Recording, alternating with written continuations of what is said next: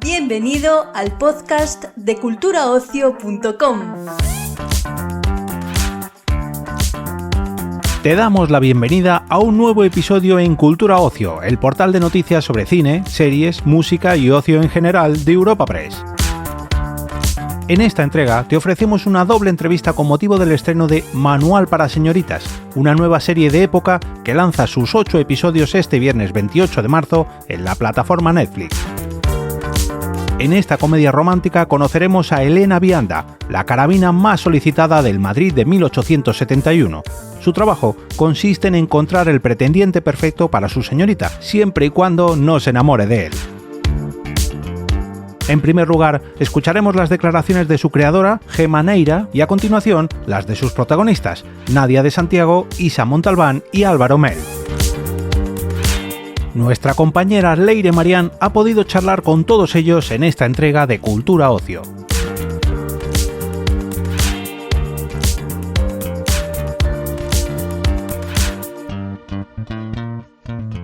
Buenos días. Sí, bueno. Lo primero que quería preguntarte es cómo surgió la idea y si había algún referente que querías utilizar. Pues mira, la idea surgió leyendo documentación para otro proyecto, nos encontramos con la figura de la carabina, ¿no? Era una figura que ha aparecido en muchas películas, pero nunca era como la protagonista, ¿no?, de las historias.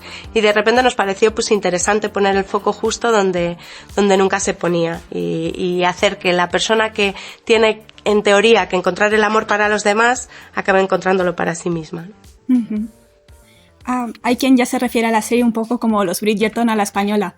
¿Os molesta esta comparación? ¿Os halaga? No sé cómo sentís al respecto. Mira, hace muchos años nos molestaba mucho que nos comparasen con cualquier cosa. Yo estos años he aprendido que buscar una referencia no tiene nada malo y sobre todo cuando la referencia es algo de tanto éxito, ¿no? Creo efectivamente que tenemos un público en común con Bridgerton, que es el público al que le gustan las historias de amor y las historias de época. Creo que cuando se acerque va a sentir que esta serie aporta unas cosas diferentes a Bridgerton y creo que eso es lo interesante, ¿no? Que dentro de poder compartir un público pues tenemos códigos diferentes y nosotros, bueno, esta historia es una comedia, que es lo principal, ¿no? Es más gamberra y creo que eso, que tiene sobre todo un código narrativo distinto a Bridgerton. Uh-huh. ¿Hay algún estereotipo a lo mejor del género de romance de época que tenías especial interés en abordar o romper? Bueno, creo que el perfil de las mujeres, ¿no?, en estas historias, que siempre son como un poco, yo digo, como flores intocables, ¿no? Se las admira por su belleza y creo que aquí ponerlas de protagonistas, enseñar el lado menos amable de ellas era importante, ¿no? Hacer protagonistas más complejas, más actuales, que cumplen un poco roles que antes solo cumplían los hombres, ¿no? Pueden ser mentirosas, pueden aliarse para hacer planes inesperados y creo que eso es un poco lo interesante. ¿Crees que la sociedad marcada por las apariencias y las convenciones sociales que reflejáis en la serie está muy alejada de la actual o se pueden sacar ciertos paralelismos? No, yo creo que está totalmente de actualidad y creo que eso es un poco lo bonito que permite la época, ¿no? Que al final puedes hablar de lo que está pasando ahora poniéndole un poco de distancia y es más fácil, digamos, como reflexionar o lanzar preguntas desde ese lugar que desde uno más cercano que puede ser más invasivo. Uh-huh. Siguiendo con esa comparación entre épocas, si hoy en día se hiciese un manual con lo que, digamos, las expectativas que tiene la sociedad sobre las señoritas o los señoritos, sí. ¿Qué crees que pondría? ¿O ya no hay normas al respecto? Yo creo que por desgracia sigue habiendo de alguna manera un manual, ¿no? Y creo que es un manual que estamos intentando romper y por eso creo que también es importante hacer proyectos donde se rompan estereotipos. Creo que se han roto ya los de la aspiración de una mujer tiene que ser casarse, ¿no? Creo que está aceptado que tenemos que tener nuestras carreras y luchar por nuestros sueños también, pero quizá otros no tanto, ¿no? Por ejemplo, el ser madre es algo que todavía se sigue sintiendo muchísima presión social sobre eso, o sea que creo que en unas cosas estamos mucho más avanzados y en otras de alguna manera estamos bastante cerca a lo que se pedía en esta época, ¿no? Uh-huh. ¿Dirías que hoy en día se ha perdido el romanticismo o es que tendemos a romantizar en exceso épocas pasadas, pues con estas series y todo eso? Bueno, yo siempre digo que la época permite un tipo de historias de amor que tienen un componente como de amor imposible, que en la actualidad es más complicado, porque ahora se ha roto todas esas historias del arriba y abajo, ¿no? Quizá queda la religión, pero no quedan muchas más historias entonces esa épica, en época, es más sencilla y es más, pues narrativamente es muy interesante. Por otro lado, creo que lo bonito y lo que queríamos también un poco contar con la serie es esta contradicción que estamos viviendo ahora mismo, que queremos por un lado como romper con el amor romántico, pero por otro lado nos sigue encantando, ¿no? Y nos sigue encantando verlo y cuando nos enamoramos seguimos poniéndonos tontos y olvidándonos de pensar de alguna manera. Entonces, bueno, lo que queríamos era poner esa contradicción sobre la mesa y jugar con ella, ¿no? Uh-huh. ¿Cómo de importante fue la investigación para ambientar la trama en el Madrid del siglo XIX? ¿Cómo lo abordo? Bueno, pues eso quizá es lo menos importante. Lógicamente nosotros nos hemos documentado, hemos leído mucho, hemos visto muchas pelis, tenemos un documentalista también, un historiador que trabaja con nosotros, pero esta historia es un cuento y una de las claves que teníamos desde el principio era esa, ¿no? No vamos a hablar de lo político, vamos a hablar de lo social, con lo cual vamos a romper todos los códigos que queramos para acercarnos a la actualidad y también para hacer una comedia, ¿no? Con lo cual, digamos que es una pequeña burbujita que podría ser 1880, como 1890, como 1900. Eso no es lo importante, ¿no? Pero sí que cogimos los códigos para la estética, por ejemplo, de 1880, simplificando los vestuarios, pero con patrones de época, les añadimos telas más actuales, la estética, por ejemplo, la Casa de las Mencía, no solo la casa, en la universidad, también son edificios modernistas. Cogimos un poco ese código modernista que le da también una identidad propia en lo visual y que lo hace también atractivo y diferente a otros proyectos que podamos haber hecho. Uh-huh. En este sentido, o sea, ¿os apoyasteis mucho en lo que es propio español o digamos en algo más universal, en lo que se conoce como los códigos de esa época, a lo mejor por la regencia inglesa o...? Sí, no, la verdad que sí que cogimos códigos de aquí, españoles, y de hecho, pues todo el movimiento modernista que hubo, especialmente en Barcelona, una parte de la serie está rodada en Barcelona, parte de los exteriores, fue importantísimo para nosotros. Uh-huh. Bueno, no sé si puedes decirlo, pero ¿tienes pensamientos sobre una segunda o incluso tercera temporada? Pues nos encantaría, es una serie pensada desde luego para tener un recorrido largo. Dependemos lógicamente del público, de que la gente le guste y le apetezca ver más, pero bueno, nosotros ideas tenemos muchas y nos encantaría continuar las historias de las hermanas Mencía y de nuestras carabinas. Uh-huh. Y por último, bueno, pues si hay tú alguna historia personalmente así como de romance de época que te guste, como tu preferida. Wow. Tanto novela como serie o película. Pues mira, no es tanto de romance, pero una comedia de época que me gusta mucho es Marvelous Miss Maisel. Uh-huh. Creo que su escritora hace unos diálogos maravillosos y tiene unos personajes femeninos muy, muy poderosos y muy complejos y eso me gusta mucho. Me encantan las historias de amor, sobre todo las que tienen un final feliz. Aunque lo malo de mi trabajo es que si se hace bien, se termina. Soy la mejor carabina de la ciudad. Elena Viana para servirles. Los padres de estas jóvenes de buena familia me pagan para ayudarlas a dar con el pretendiente perfecto. Muy joven, un gañán. No. Un padre viudo, 3 hijas. Ahora todo lo que tengo que hacer es seguir el manual de toda buena señorita de compañía para no cometer ningún error. Porque un error puede hundirte la vida.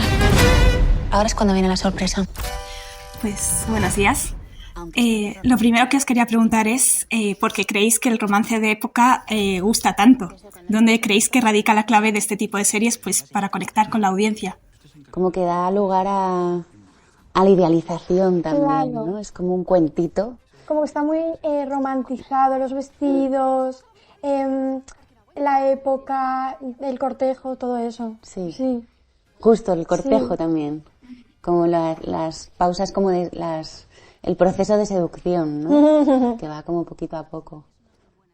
Precisamente respecto a eso quería preguntaros, ¿creéis que actualmente se ha perdido el romanticismo o es que a lo mejor romantizamos en exceso como épocas pasadas o un poco también inventadas respecto a las series y todo eso? Se ha perdido. Sí, se ha perdido un poco. Es verdad que yo creo que por eso ahora también está un poco como la tendencia de intentar romantizar como el día, o las cosas que hacemos también individuales, con amigos.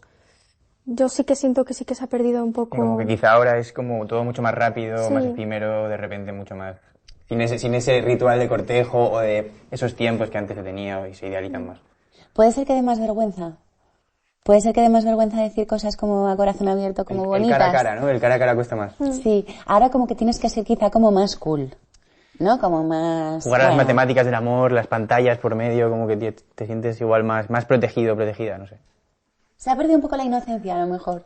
Como de, me gustas. Hay como mucho miedo, sí. Bueno, hay quien se refiere ya a la serie como unos Bridgerton a la española. ¿Os molesta esta comparación? ¿Os halaga? ¿Cuáles diríais que son los elementos diferenciales entre ambas, a lo mejor? A mí me halaga. Creo que es una serie que ha funcionado muy bien y siempre que la comparen con ella, pues está bien. Hemos hecho otra cosa, pero...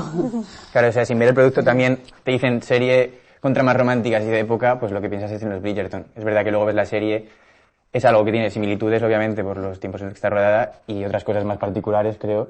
Y es normal que pienses en eso sin verla. Luego ya al verla te haces tu propia opinión, pero normal. Sí, quizás más como por los tonos, que son como muy pastel, como algo más moderno, pero yo creo que no tiene mucho luego que ver cuando lo ves, es como algo muy distinto. Ujú. Caben muchas cosas en esta serie. Se rompe la cuarta pared, hay cartelas, hay objetos animados. Creo que nos vamos más a otra cosa, ¿no? ¿Qué fue lo que más os costó de meteros en vuestro personaje? Hay mucho proceso, yo creo, detrás y al principio también. Desgranemos esto. No, es verdad que yo con Nadia coincidí mucho en ensayos, construimos el personaje con Gemma y con Carlos al principio, le metimos bastantes referentes respecto a situaciones, o sea, en situaciones ella estaba por encima, yo en otras por encima. No sé cuál es el proceso exacto, pero hemos ido construyendo poco a poco, creo, y hemos hecho algo guay. Lo que más me ha costado a mí de Santiago, personalmente, no lo sé. Quizás ese estar todo el rato tan activo, tan fuera de... jugando con la fisicalidad, pero no ha sido un big deal, o sea, no ha sido mucho problema tampoco.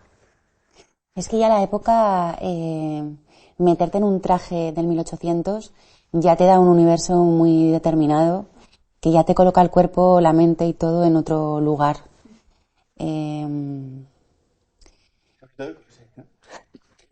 Sobre todo el corsé, Sí. que te obliga a tener una postura así, que de repente tú dices, me encantaría poder hacer otra cosa, pero no sé qué hacer, y como que adoptábamos, que esto lo hablábamos un montón en rodaje, como que adoptábamos siempre esta pose, y era muy raro. Pero yo creo que también un poco el código, ¿no? Que es un código un poco distinto, yo por lo menos no había hecho un código así, y de primeras también como que me costó un poco como pillarlo. En mi caso el personaje iba un poco a la contra de la época, de donde estaba metida también físicamente. Entonces había como una lucha un poco ahí, que supongo que el personaje también tenía. No supongo, lo sé, que el personaje también tenía como de... Y luego, en mi caso también Elena es una persona con muchísimas capas, que he ido descubriendo, no sabía que tenía tantas. Y es una mujer bastante herida también y un poco enfadada con el amor, que lo lleva a través de la ironía. Doy fe de ese Santiago. Creo que hay una ese relación... sarcasmo, pero... Hay una relación ahí de tira y afloja que está curiosa, por lo menos, ¿no? Sí. Bueno, ¿creéis que la sociedad está marcada por las apariencias y las convenciones sociales de Manual para señoritas? ¿Está muy alejada de la actual o pueden sacarse ciertos paralelismos? Se pueden sacar. Se pueden sacar, sí. Sí. Hay capítulos, de hecho, que son como centrados, pues, tampoco sé qué decir sin hacer spoiler, estoy mirando a la gente que está detrás como que me digan, pero es verdad que se habla mucho a lo mejor de la mujer y de cómo se juzga a una mujer, que igual que se la juzga hoy en día, antes también, y sobre todo paralelismos que tienen mucho sentido con la época actual, que hay cosas que también es un poco crítica o sátira. Creo que Quiero cabe. aparentar también, Sí. como que todo está bien, o que puede hablar la gente de mí, voy a intentar dar una imagen que realmente no es como estoy, pero que eso es súper... Ahora también pasa. Sí, el taparle emociones al final. Tapar emociones, etiquetar a gente, apariencias, guardar apariencias, todo, los triángulos amorosos, las reacciones, si te enfadas, si no te enfadas, cómo se te percibe desde fuera, todo, creo que es un poco conjunto y sátira también al día de hoy. Si hoy se hiciese como un manual con las expectativas actuales de cómo debe ser una buena señorita o un buen señorito, ¿qué creéis que pondría? ¿Existen normas no escritas sobre el papel que debemos adoptar cada uno o cada vez menos? Yo creo que cada vez menos, dices en la actualidad. En la actualidad. Yo creo que cada vez menos. Yo noto como el cuerpo mucho más libre que antes. ¿Y qué has preguntado? Perdona. Si se hiciese un manual como para el buen señorito o la buena señorita de hoy en día, ¿qué expectativas notáis que hay sobre cada uno? Como para ser una persona de eso. De bien. Vamos a redes, ¿no? Es verdad que luego la conciencia social también depende, creo que del trabajo de cada uno y cada una, de pues cuanto mejor seas, mejor comunidad vas a construir. Y creo que eso siempre ha sido así, siempre será así. Y si hubiese un manual, yo abogaría un poco por primero hacerlo bien yo y desde ahí construir comunidad con gente que también tenga la capacidad de hacerlo bien y quiera hacerlo bien. Creo que habría un manual de cosas de no hacer, yo creo que es lo típico, ¿no? Guaya ves. Mucho trabajito personal, ¿no? Para al final estar bien con el resto. Bueno, no sé si podéis decirme algo de si esperáis que haya una segunda temporada o qué os gustaría explorar en el caso de que la hubiese. No podemos decir nada. Estamos disfrutando la promoción de esta y sobre todo creo que tenemos todos como mucha curiosidad por ver el feedback y cómo le acepta la gente algo tan novedoso aquí. ¿Y qué nos gustaría si hubiera segunda? Que yo creo que si lo mencionamos es un pedazo de spoiler enorme. No sé, que siga la línea.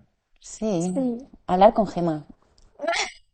Se siente aquí la cosa y que explique ella todo. No, al final somos los últimos en enterarnos de todo y no sabemos por dónde va a ir. Por último, os quería preguntar un poco por referentes, a lo mejor si habéis utilizado de otras historias de época o si hay alguna historia pues tipo Jane Austen, o los Bridgerton o las Bronte que os guste especialmente y que hayáis utilizado, pues, que habéis llevado a vuestro papel. A mí personalmente no me gusta mucho utilizar referencias. Sí que he visto los Bridgerton así como de refilón. Fleabag la vi en su momento, que es otro personaje que rompe la cuarta pared y sí que...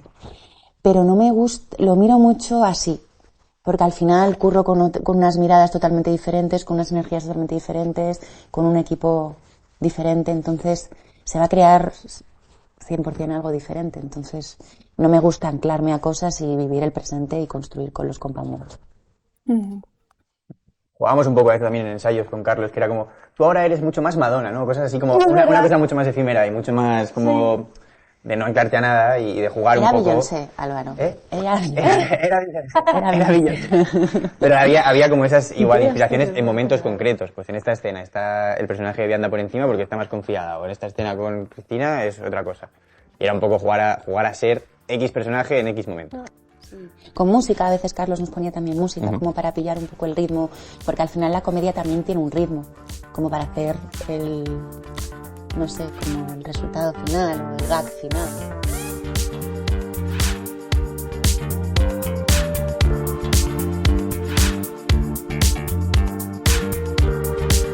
Despedimos esta entrega del podcast culturaocio.com invitándote a descubrir el resto de episodios de este podcast, así como todo el catálogo de programas de nuestra red a través de Europa Press-podcast. Recuerda, todos ellos están disponibles en las principales plataformas de podcasting.